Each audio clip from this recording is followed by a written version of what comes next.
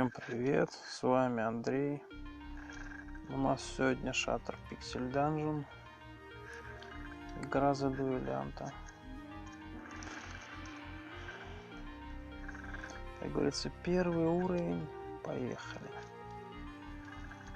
Персонаж нолик. Что у нас тут? Тканевая броня и шпага. В принципе, неплохо. Посмотрим, как пойдет. Как говорится, ближе к 4-му уровню будет видно, что из себя дуэлянт представлять будет. Мы сразу нашли зелье силы, это отличный знак.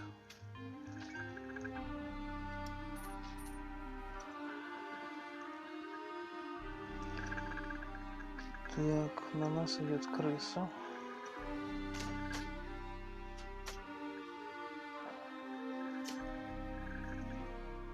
Так. Это у нас змея. Змею лучше что-нибудь кидать. Потому что от нее бегать такое себе удовольствие потом будет.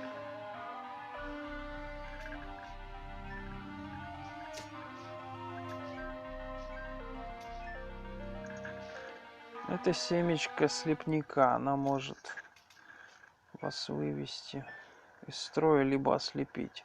Очень удобно на дальниках работает.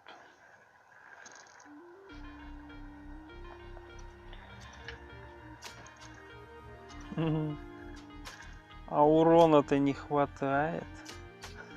Класс.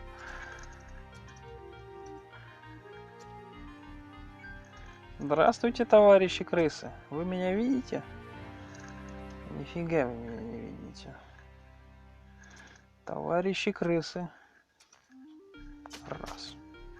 Какой урон 1? Серьезно? О, шпага, конечно, слабенькая. О, а вот короткий меч лучше. Но проблема в том, что он 12.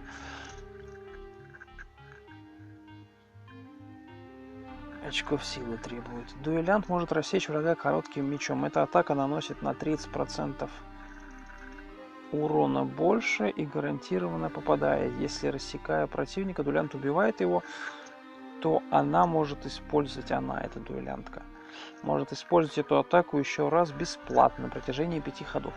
Я вот думаю пробовать с мечами поиграть. Не знаю, что из этого получится. Проблема в том, что у нас тут вот это вот баррикада из дерева. А у нас тут весь уровень в траве, который подходит к баррикаде из дерева. Как вы думаете, что будет с этой локацией, когда ее тупо всю сжечь? Понятное дело, что она вся сгорит к чертям к собачьим. И все, кто на ней будет, также сгорят. Поэтому ее профитнее всего залутать,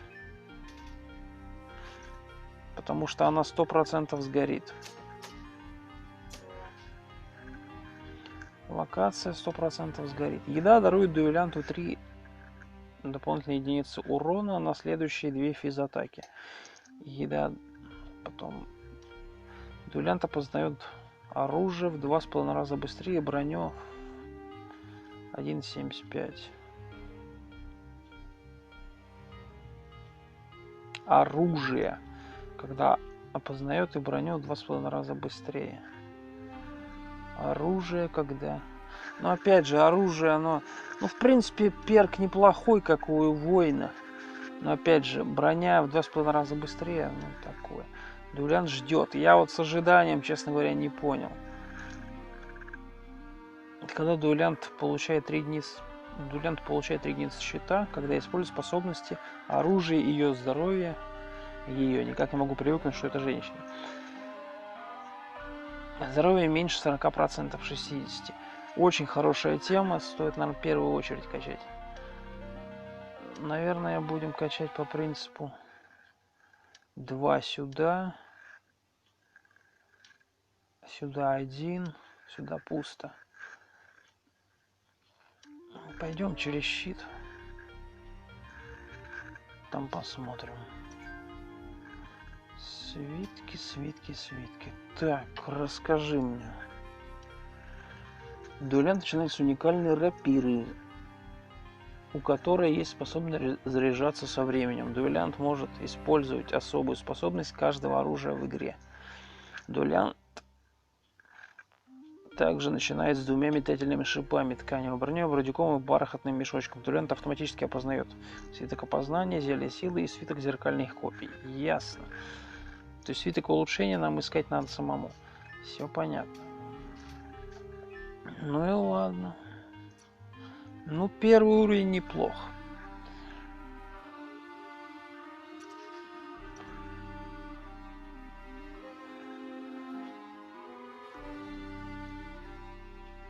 Проблема в том, что мы сейчас можем сгореть такими темпами.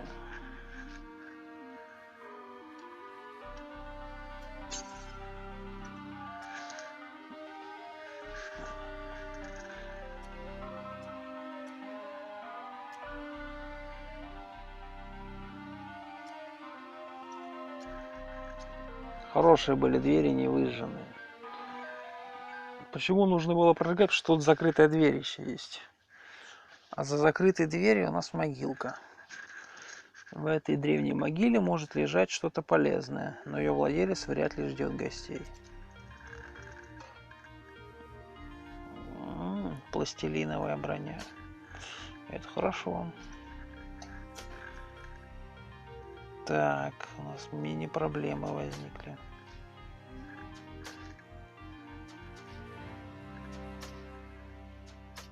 А, то есть ты принципиально не хочешь, да? Окей, я тебя услышал.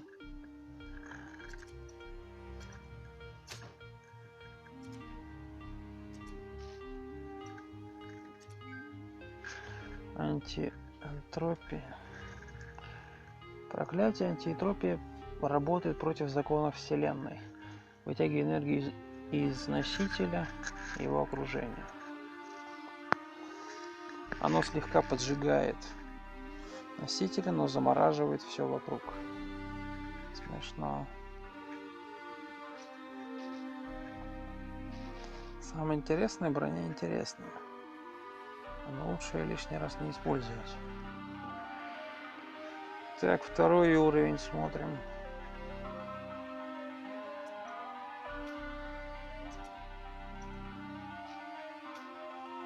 Что у нас тут?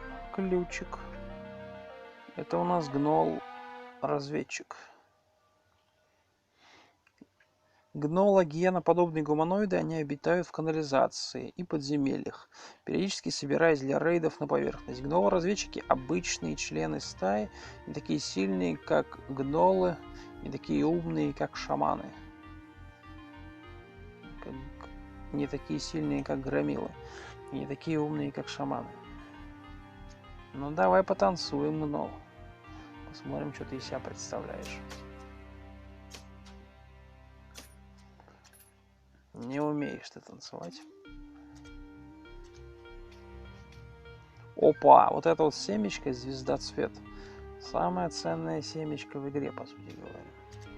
Оно не самое редкое, но самое ценное, потому что его очень...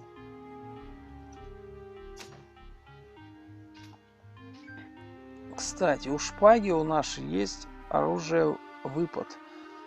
Дуэлянт может шпагой делать выпад во врага, который находится на расстоянии в одну клетку. Выпад сближает с противником, наносит ему на 67 больше урона и гарантированно попадает в цель. То есть мы, по сути, можем... И, кстати, шпага нам еще блокирует урон. Правда, там урон копеечный, но все равно.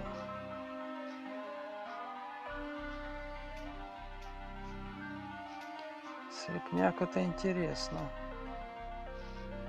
Скелетик. В скелетике может быть либо проклятые вещи, либо не проклятые. Все зависит от того, какой скелетик. Куча костей – это все, что осталось от неудачливого путешественника. Пожалуй, стоит проверить, вдруг там и есть что-то ценное. Нам выпало золото,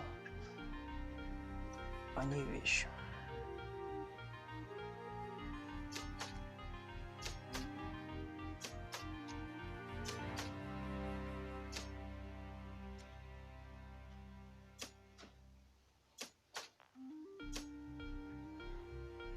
Персонаж проголодался. Ешь.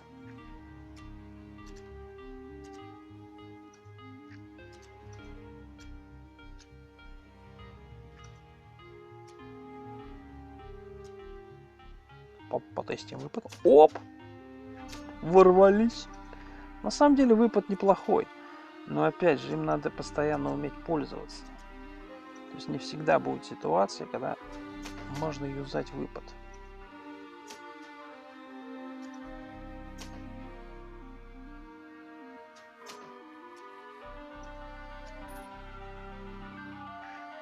Очень много свитков. Правда, пока мы их не прозвонили, это такое сомнительное удовольствие. Тут могут быть ловушки. Да, о чем я и говорил. Тут, например, вот завораживающая ловушка.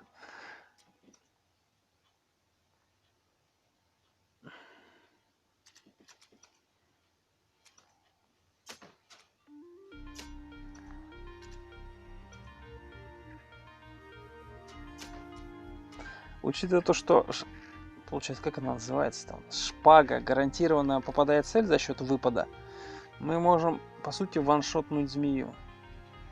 Здесь, скорее всего, ничего нет. Это газовая комната. Значит, у нас, по идее, должен быть зелье... Как же оно называется? Сейчас скажу. У нас должно быть зелье... Вот оно. Зелье очищения.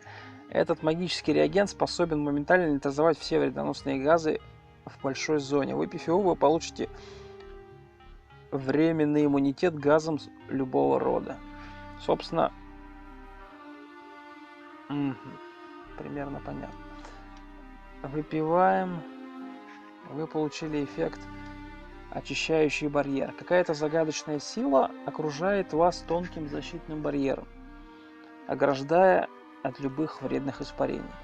Во время действия этого барьера вы неуязвимы для любых эффектов, действующих по площади. На 20 ходов. Но опять же, на начале, когда вы идете, вам прям все очень важно читать, потому что если вы что-то не будете читать или что-то не так поймете, вам, скорее всего, будет очень больно.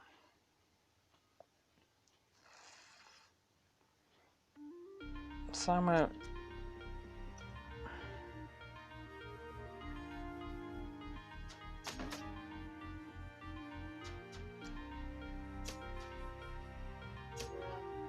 Третий уровень, отлично.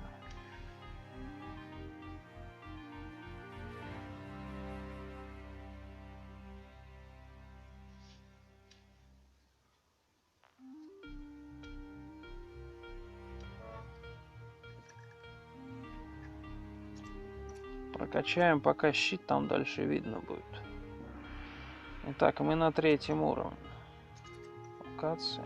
Очень много мобов нас ждет. И никто нас не видит при этом. Что очень хорошо. Потому что если вы бы играли, например, с единым разумом, нас бы кто-нибудь увидел, и моментально все бы увидели. Это прям было бы полный трэш. Ну и что мы спим? Алло, товарищи. Спасибо.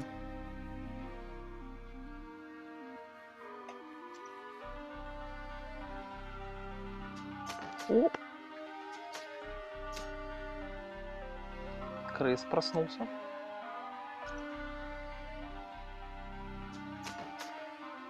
Да, выпад классная вещь. Особенно если ему уметь пользоваться. Так, ну ты чё, проснулся? Так, его в принципе можно отравить, попробовать, если он получится.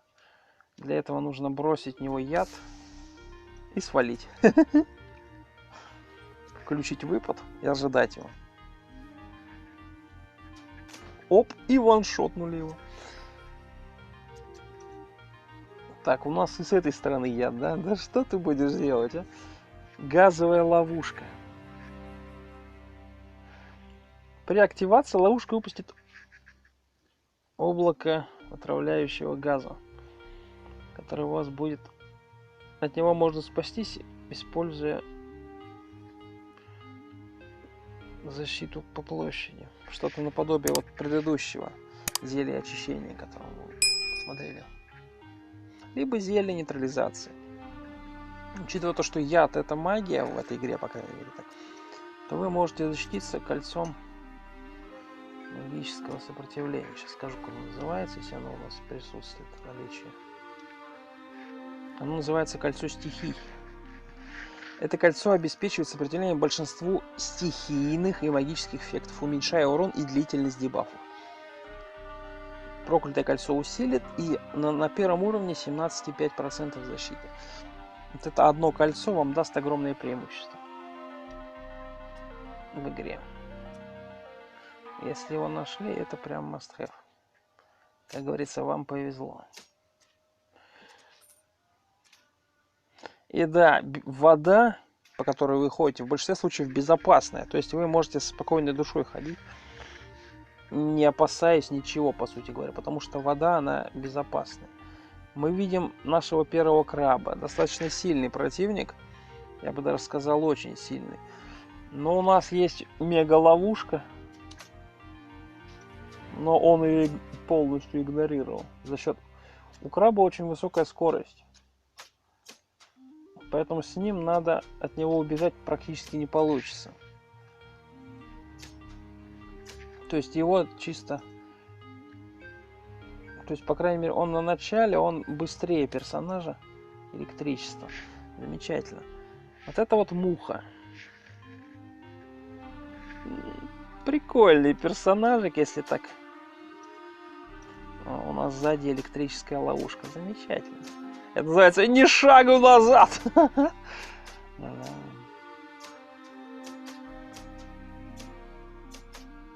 Да хорош, муха, не гноби.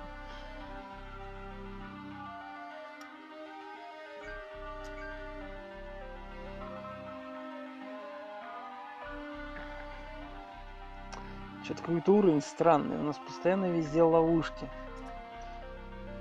Кстати, вам должны об этом написать. То есть изначально, если на уровне очень много ловушек, при входе на него вам напишут что-то «Внимательно смотрите под ноги». Что-то такое вам напишут. И вы действительно внимательно смотрите под ноги, потому что если вы ловушек не видите, это не означает, что их нету. Это означает, что вы их просто не видите.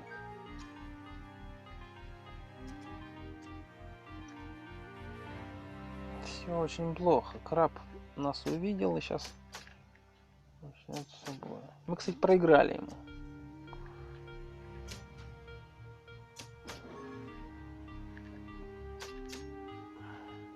Если мы не будем лечиться, мы проиграем ему.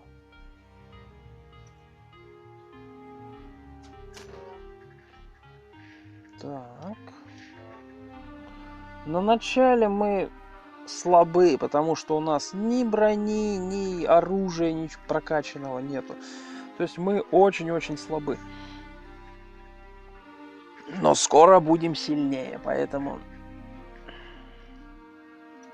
стоит максимально качаться.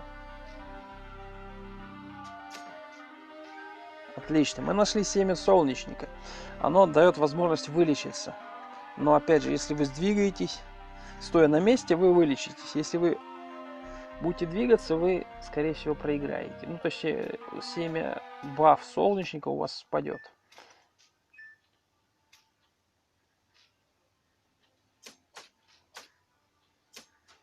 Какой же ты гнол неугомонный, а? Призрак, шел бы ты лесом, а? Вот это вот призрак, печальный призрак, он дает квест на босса, который после взятия, после разговора с призраком у вас появится босс на локации, которого вам нужно будет забить. В нашем случае это 3-й уровень, у нас будет, ну, в принципе, я вам покажу, это будет, скорее всего, тролль с отравляющими дротиками, то есть дальний противник. Это страж. Так называемая ловушка, когда ты его утомила. Красный часовой. Этот страж, похоже, оставлен здесь, чтобы охранять сокровища на другом конце комнаты. Он будет стрелять лучами, которые вас дезинтегрируют. Если вы попадете в радиус атаки. Он обладает иммунитетом против всех вредных эффектов, способен видеть сквозь невидимость. Но, похоже, ему нужно время, чтобы перезарядиться. И он атакует только нас. Войти в эту комнату можно несколькими способами. Вот эта вот ловушка с едкой слизью. Она будет вас травить, пока вы не наступите в воду. Ну, либо других, если кто... Да что ты будешь делать? Испарись, призрак! Вот смотрите, у нас сейчас возникла мини-проблемка, потому что мы к троллю не готовы. Точнее, ну да. К трапперу мы еще в данный момент не готовы. Для того, чтобы быть готовым к трапперу, нужно прозвонить уровень, чтобы примерно представлять, из какой, откровенно говоря, он вылезет. Испарись, призрак, не мешай!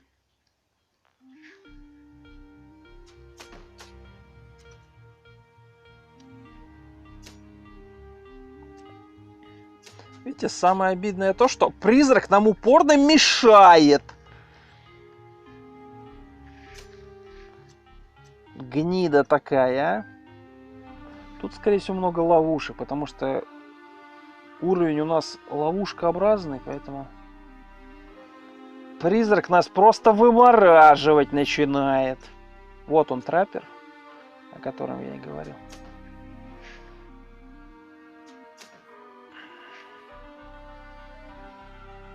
Пускай бежит. Мы его на ровной дистанции, мы его не догоним. Нам с ним нет смысла драться на ровной дистанции. Мы его зажали, мы его убили. А так бы мы бы его просто не догнали. Он постоянно от нас будет отступать. Кстати, мы сейчас, скорее всего, сдохнем такими темпами.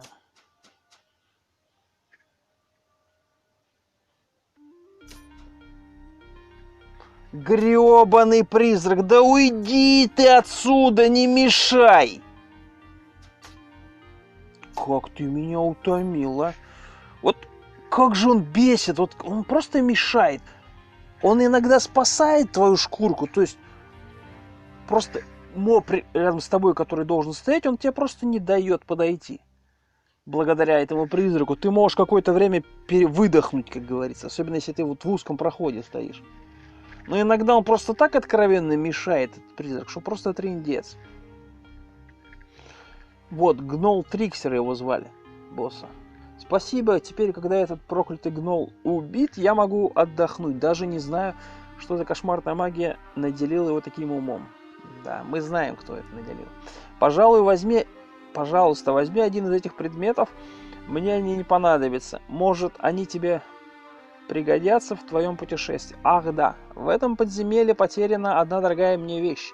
Может, ты найдешь мою розу? Роза хорошая вещь, кстати говоря, это артефакт. Из данных предметов нам, по сути, стоит собирать... Нам обе нужны вещи, если так подумать, потому что они обе на 12 уровень.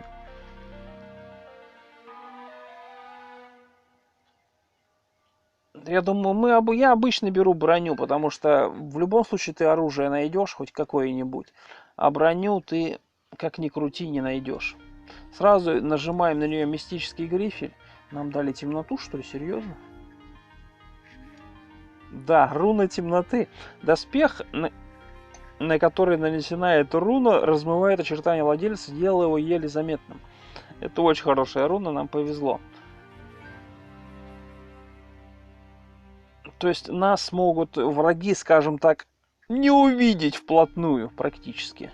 И чем сильнее будет прокачан доспех, тем лучше. То есть для Роги, например, с его инвизом, это прям классная руна.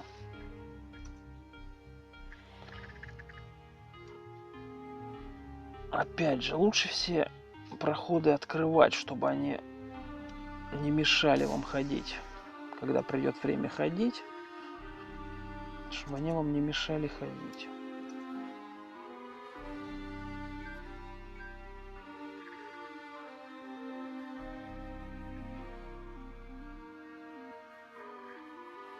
Мы опять же, мы нашли все 12-е вооружение.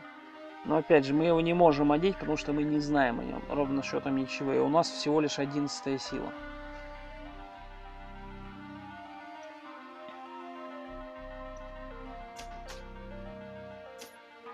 Я постоянно забываю, что у нас выпад есть на шпаге, который на 67% больше урон наносит.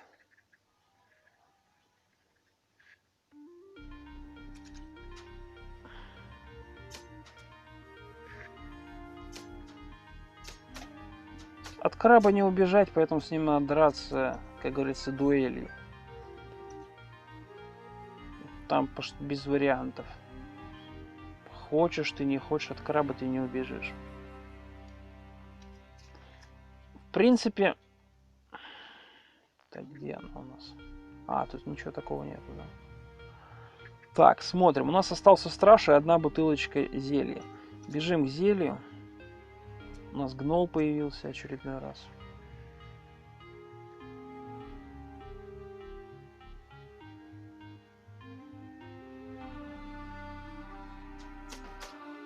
Честно, вот эта фигня с сближением такое себе удовольствие.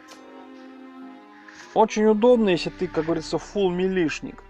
А если ты не фулл милишник, тебе какая разница на эту фигню? То есть такое сомнительное, сейчас говоря, удовольствие. Не, шпага интересная за счет того, что она еще и блокирует урон. Правда, 0.1 это сомнительно. Но в целом у нас блокировка 1.6. Плюс еще 0.1. То есть это, грубо говоря, 1.7 блокировка в сумме. Что неплохо. Вот, например, кольчуга 0.6 блокирует. А кольчуга это доспех, как говорится, второго этого. Точнее, ну да, по сути говоря. Второго яруса после первого босса, в общем, идет. Одежда для нее. И в кольчуге там достаточно комфортно, особенно если она будет плюс 2.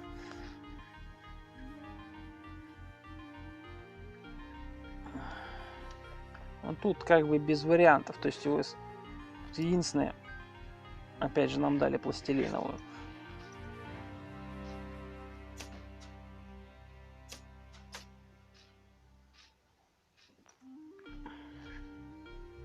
Понятно, что мы их быстрее. Кстати, они улетели. А, они не улетели, смотри-ка. Я думал, улетели. Куда муха улетела? Самое странное, что они, видимо, не знаю, порезали, что ли.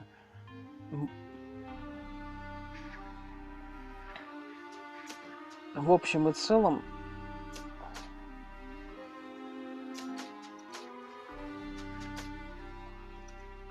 под толпу лучше не подставляться. Максимально пытайтесь убегать от толпы. Если есть возможность, сваливайте от толпы.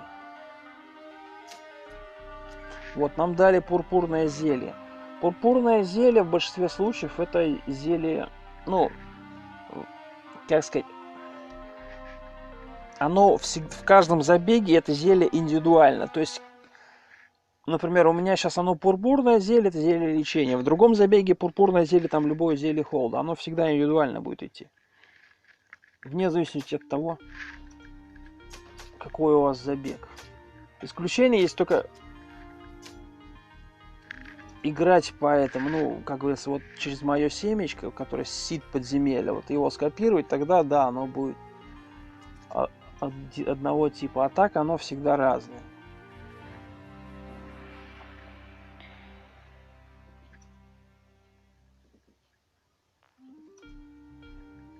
Очень большая комната.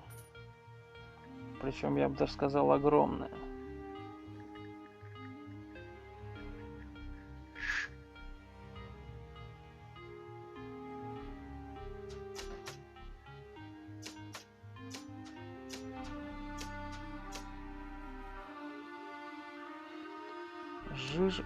Едкая слизь, это очень плохо. Ее надо сразу снимать. Нас увидела слизень. Он любит блокировать урон, поэтому вы по нему не больше 6 единиц урона, даже если у вас оружие там, не знаю, максимального уровня уже идет, то есть вы там, не знаю, чуть ли не супер-мега прокачанное существо, слизню все равно будет на эту ситуацию. Он скажет, Клал я на вашу прокачку.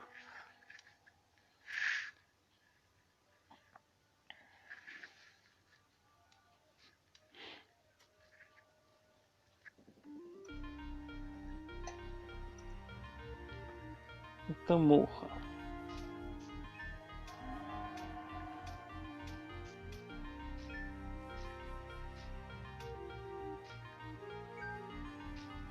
Нам не повезло, кстати говоря. Расположение.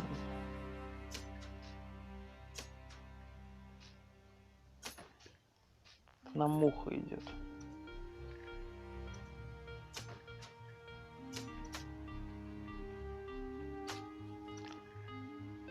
Не деритесь никогда с толпой, деритесь дуэлью 1 на 1. Иначе вас просто забьют. Все очень плохо, у нас со спины идет краб, от которого не убежать.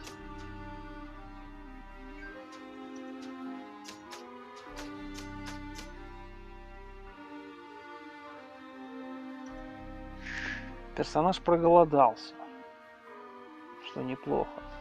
Вот про что я говорил. Вот этот вот слизняк, темный слизень, это как Грейжен, точнее маленькая версия нашего следующего босса, которого мы будем бить. То есть с этим слизнем надо драться чисто только в воде. И он за счет своей вот этой слизи наносит вам дополнительный урон.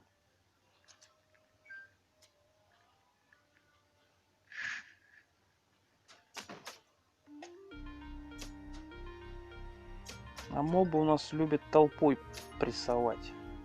Поодиночке они не умеют, видимо, нападать.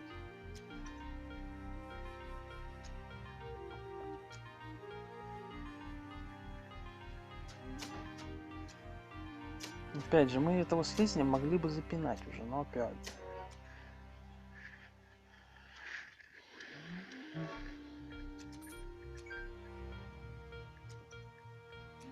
Краб очень силен, и лучше в него вливать максимальный возможный урон, который у вас есть. И молиться, чтобы он вас просто не убил.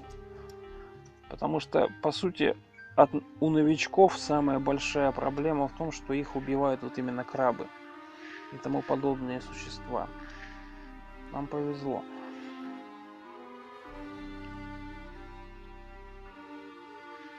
Нам повезло то, что мы одели меч.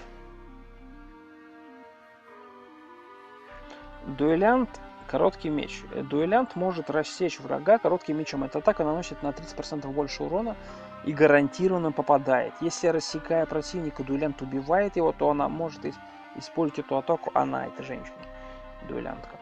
То она может использовать эту атаку еще раз бесплатно на протяжении 5 ходов. Что очень важно. Но у нас, в принципе, есть тут, я думаю, надо развеять это, посмотреть, что это. Капец. Ладно, бывает.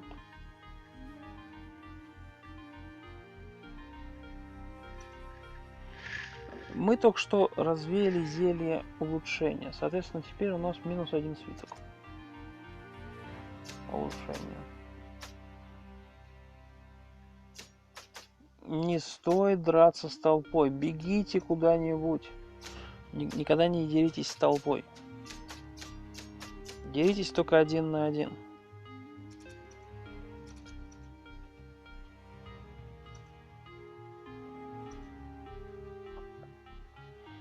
Толпой стоит драться, когда вы прям прокачаны уже прямо до, не знаю, до нельзя. Вам все равно на большинство мобов.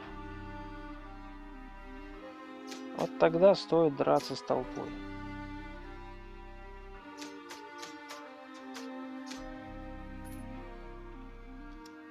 И вы уверены, что вы пробьете. У него кнут пламени. Это 14-е оружие. Драться с ним надо только в воде.